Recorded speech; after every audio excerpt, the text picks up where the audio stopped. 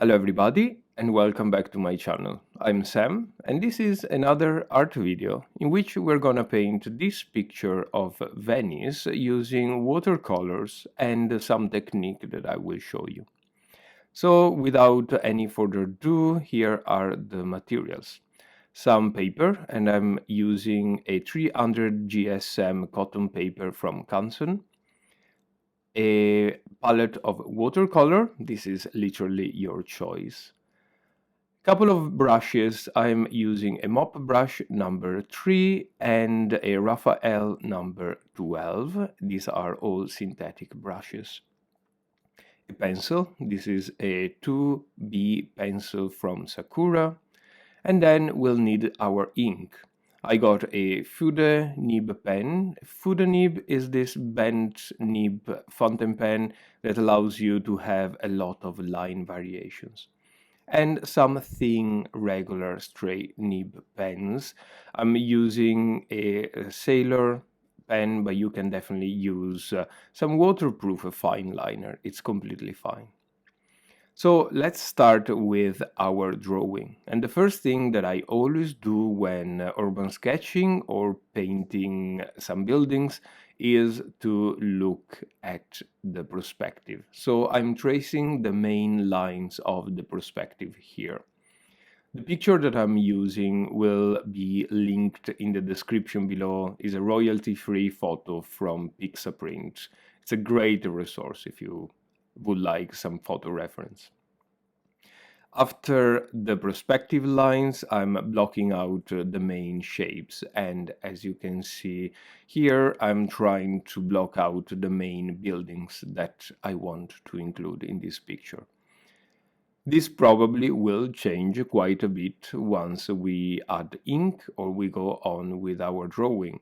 And please, please, please feel free to amend your picture as you wish. Also, if you need to stop this video at any time, please do and follow along. I would love to see your paintings, so please tag me on Instagram or here on YouTube. It's absolutely amazing. All the links are below in the description.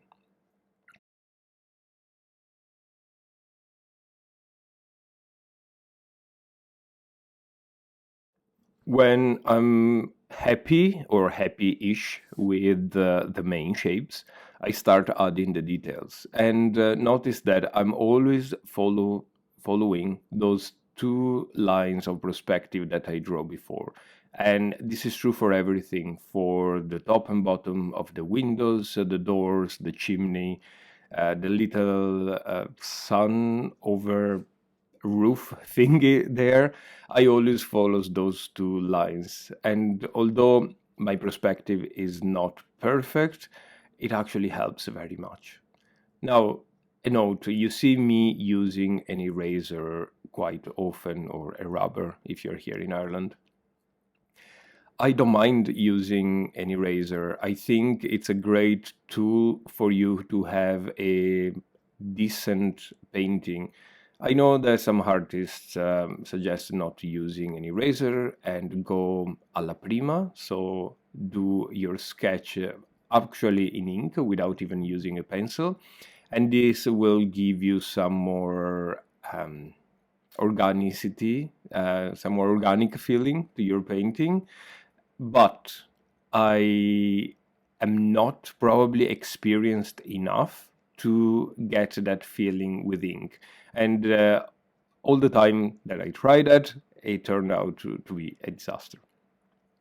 So I'm going on with adding my details, the balconies, the little shutters, the line of laundry there, which will be our focal point, of course.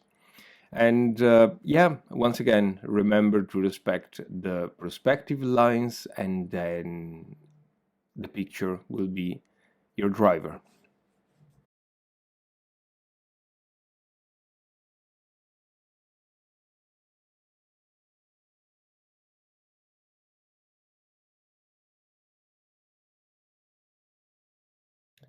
Once I'm happy with my drawing, and you can see there's quite a bit of details. I start adding the boulders lines, and I like in this kind of style of urban sketching to add a very bold line using my Fude nib pen on the very external borders of the imagery. Now, there's going to be a lot of negative space in this, so I'm going to add the bolder lines outside the buildings on the top, and we'll see later on the bottom only.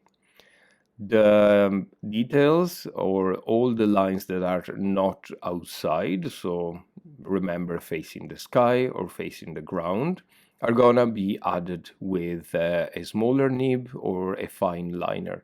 I think that gives a lovely, lovely feeling to the painting and kind of an artistic flair, I would say. So you can see me here adding the smaller details with this fine pen.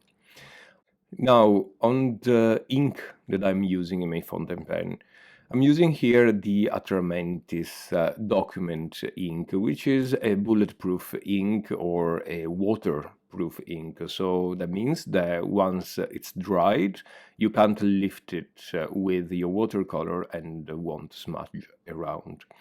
Any waterproof ink would do if you are following this style, of course.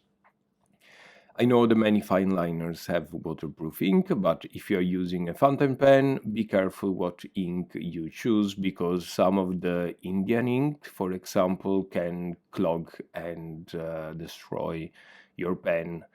There are a few out there. Ones that come to my mind is the carbon ink, if I'm right, is from Sailor, and that works very well with any fountain pen.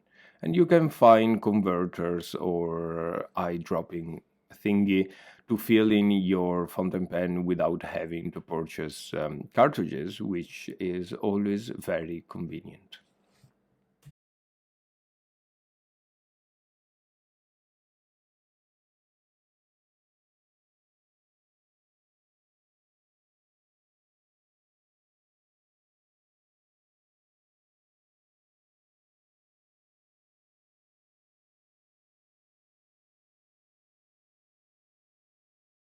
Now, the drawing is done. I apologize for the quality of the image, but I really hope you can see it. And I'm gonna start with the first layer of color. This will be a flat wash of color. And to achieve that, I'm using a lot of water. If you see on the image, I'm always dragging the little drop of water at the end of my brush stroke towards the next point. I'm not using wet on wet technique here, is wet on dry. So the wet watercolor is dragged on the paper dry. Keep it very, very wet. That's the way to go, and drag that drop of color. Don't worry if the color is a little too intense, that will light up over the drying process. And you may need actually to go in with a further layer of color afterwards. I'm gonna keep it very simple here, adding only the main colors. I know they are probably not the ones that the picture show, but I really wanted to give some flair. Once I'm done with that, I let it fully dry, and you can see the color is quite a bit lighter. And I'm starting with some details. Now, in my style, I do like to keep a very, very limited palette, which I understand is difficult when all the buildings are different colors. But the only details that I will be adding is this quinacridone gold on the doors, and then I am done. A lot of negative space, this is really what I wanted to achieve. Once that is fully dry, then I will add the shadows. For the main shadows, I am using a combination of burnt sienna and blue. It can be cobalt blue or ultramarine blue, doesn't really matter. And you get this spirited gray color that works with every combination of color. I call it spirited because being a warm color, the brownish color, plus a cold color, the blue, it can change very much depending on the amount of brown or blue that you put into. And so it can become a warmer gray or a colder gray. And that is really, really helpful when you need the different shadows of gray.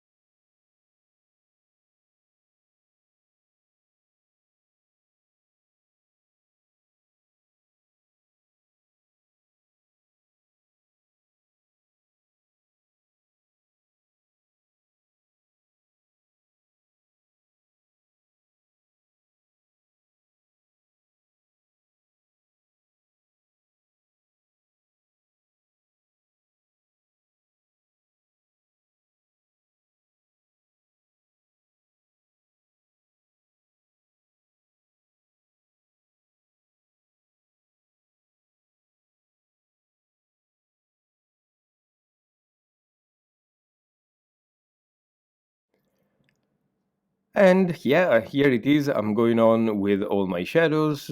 Shadows are not something that you have to invent, but look carefully at your picture and everything will be there. I really hope you enjoyed this little tutorial demonstration, and I really hope you have followed along with me. And if you did, please tag me on Instagram or Facebook or Twitter or here on YouTube looking for Irish Farm Art. And I will see you very soon with the next video. Also, if you have any feedback for me, please leave a comment below and don't forget to subscribe. Bye bye.